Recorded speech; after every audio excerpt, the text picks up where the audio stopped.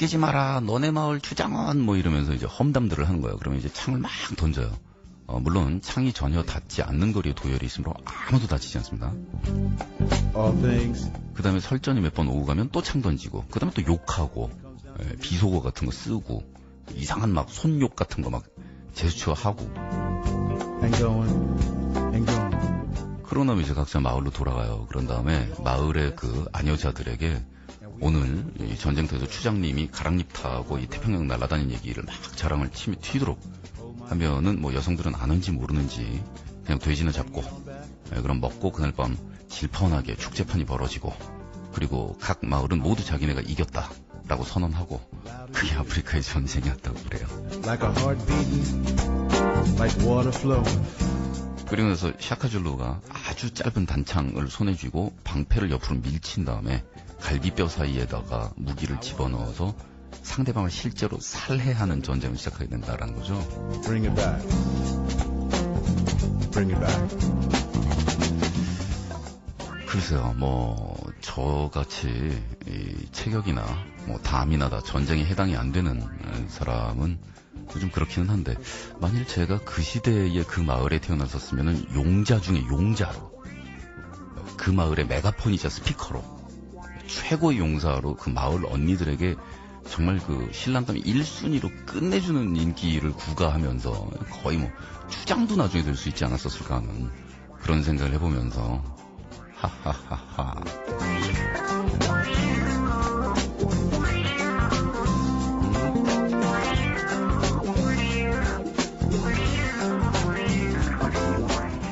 자, 잠시 뒤 3시부터는 이영음이 시작되죠. 우리 절대로 자지 말까요?